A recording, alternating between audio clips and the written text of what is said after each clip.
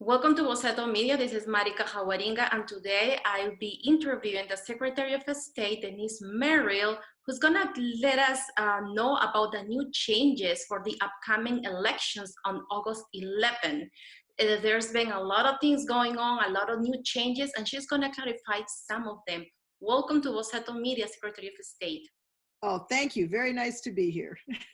Thank you so much. For the people that are talking about what's going to happen, they are very confused. Are we going to go to the polls? Are they going to send absentee ballots? What are the preparedness for the upcoming elections in August? Well, as you know, we are all under orders from the governor and the president to stay safe at home so that we don't spread this terrible virus. So that has enormous challenges for getting people to be able to vote on August 11th. Now, August 11th is a primary vote. It is when we vote for president. If you're a Democrat or a Republican, both parties will have an election for president. We call it the presidential preference primary. And this is still not the general election. This is just if you're registered with one of those two parties, you can come out and vote.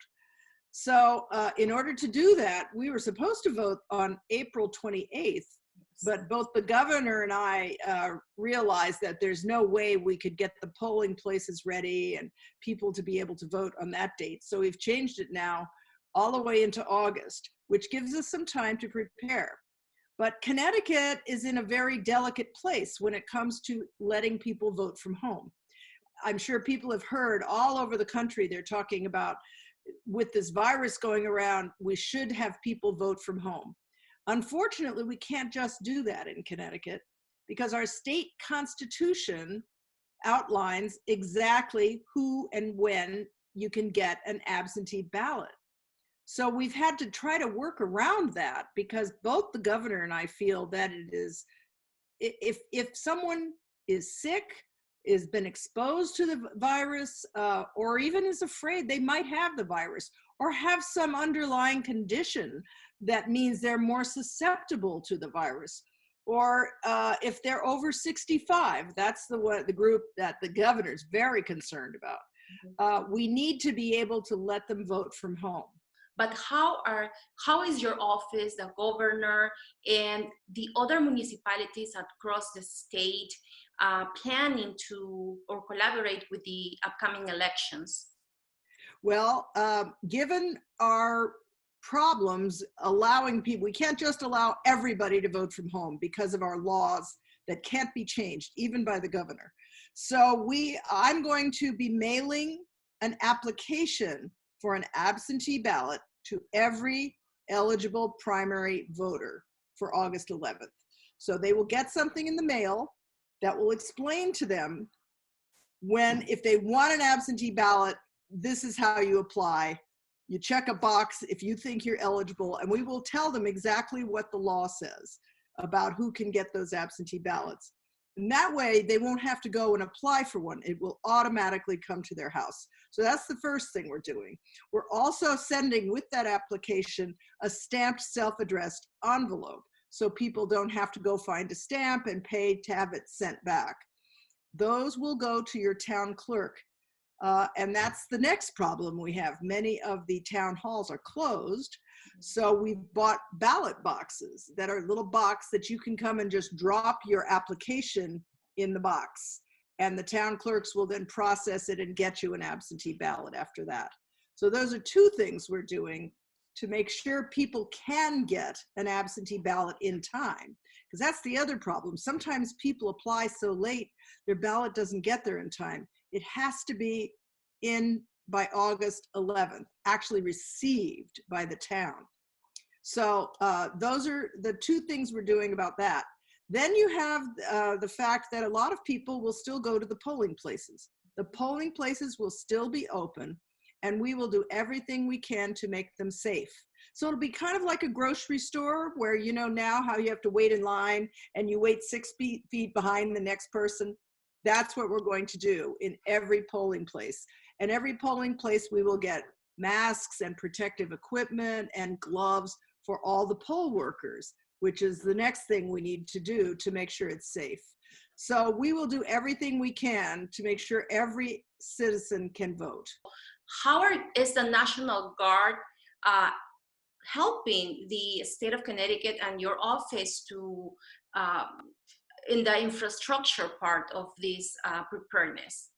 Yes, that's very important. And that's in our plan as well, because on top of all the pandemic questions, we still have problems with cybersecurity.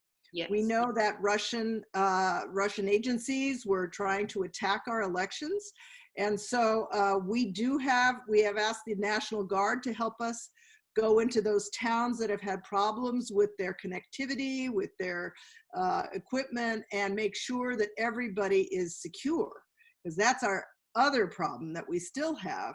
And we've done a lot to fix it, but there are still some towns that are operating old software on their computers and that sort of thing. So the National Guard will be helping us with that, because we don't have the personnel to be able to go to every little town and see what's going on. And so in Connecticut, we have 169 towns, and every town is the one that operates the election. So we have to check every single town to make sure each one is secure. And there's been some towns in the past that had experienced a lack of improvement in their technology. So how is this going to affect the new era of voting during the pandemic and trying to make this happen? Well, that's a great question. I don't think, with the security, we've already instituted a lot of changes, and they'll be in place for the general election and for the primary. And there are things like making sure that all the registrars and clerks change their passwords. Sometimes they're very simple things, but they weren't being done the appropriate way. Now they have to do the dual authentication, how you have to, you put in your password, and then it says, oh, but we're gonna send you a code to your phone, all that stuff. We didn't have any of that for our system, for our voter registry before this year. And all that is now in place, and we just have to train everybody to know how to use it. And how has this pandemic change the way that we usually do elections in Connecticut? Things are different everywhere. So how do you feel about that? Is this a challenge you're finding? How are we getting this done? Well, it's an enormous challenge because we are so strict with our laws on absentee ballots. If it weren't in our state constitution, the legislature or the governor could just come in and say, everybody can vote by mail. But even if they did that, our structures we're not equipped to take on thousands and thousands of new absentee ballots. That's the problem. Our systems are made for people going to the polling places. So it's a big change for us. It will be very expensive and challenging to make that happen. We'll need to hire literally thousands of new people to work with the clerks and the registrars. Many of our poll workers are elderly. A lot of them are over 65. They may not want to work in the polls this year. So here's something that I hope your listeners will think about. We're going to be recruiting for new poll workers. We need a whole new generation of people to help out in this society right now. And this is one of them. You can work on election day and we will have money to pay people. And so that's another way that you can volunteer and help out. And it's not really even volunteering, you get paid. We will pay you the going rate, whatever it is. So that's something to think about. And I hope people step up and help us out. And that's exactly about what I wanted to ask you, Secretary Merril, about how many people are you guys planning to hire? If you have information of how much the pay rate will be, and what are the requirements for the people to be able to apply for this job? Sure. It's going to be different in every town. The cities will obviously need more people than the smaller towns, but every town has to give us a plan, and they have to explain to us who's working, how many workers do they need. We will know that in the next 2 weeks, and it will all be on our website, how to apply if you want to help out. You have to live in or near the town that needs the people. So let's say New Britain says they want, 40 people. because they have a lot of polling places. They have something like, I don't know, 20 polling places. So they may need up to 40 people. You would apply through our office and we would send you to that town and they would pay whatever they pay normally. It's usually between $100 and $200 for the day. And in order to be a poll worker for that day, you take a little online course in how to be a poll worker. And they would give you a job like maybe you'd check people off the list. Maybe you would be the tender in the machine, helping people put their ballot into the machine.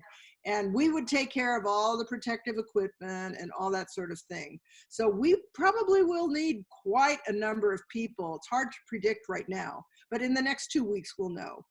And then before I finish this interview, and I want to say thank you so much for your time, what is your expectation? Do you think that the people will be engaged with this civic event?